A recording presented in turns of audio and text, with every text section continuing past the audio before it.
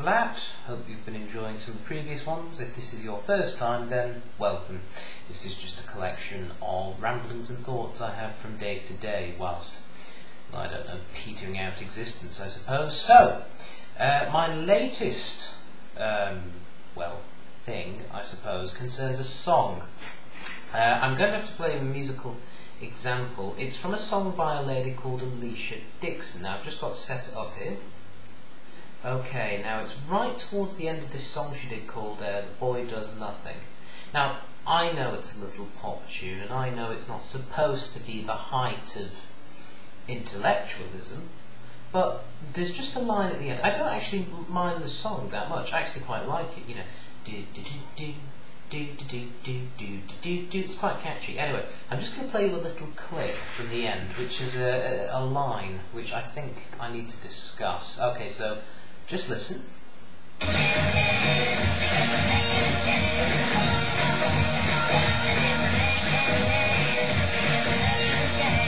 Now, with all that noise going on, it's quite hard to tell what she's saying, but she says it a few times, and she says, "If a man can't dance, he gets no second chance." Now, of course, that rhymes, and it's probably the only reason it's there, and of course it's sort of thrown in to just sort of finish the end 30 seconds of what was an otherwise perfectly fine song about a man who had two left feet, although I think she was being metaphorical, not actually saying he actually had two left feet, which could certainly explain why his dancing was not so good. But just think about it, the line, "If a man can't dance, he gets no second chance." Now, I will admit, I'm a man who can't dance, and in this scenario would get no second chance. But is dancing really that important? I mean, in terms of people forming these relationships. I'm going to say no, it isn't, and it shouldn't be.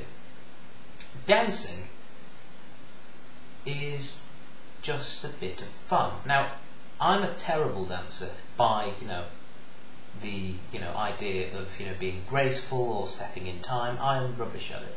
I enjoy dancing, particularly I enjoy how badly I dance, and I don't mind doing the odd dance at say like a friend's birthday party or something. I deplore nightclubs. I'm going to save that for another time, but I absolutely deplore nightclubs, and I don't, as such, I don't tend to dance there, so I tend to save my dancing for parties and stuff, or when I'm here, just sort of dancing in the chair.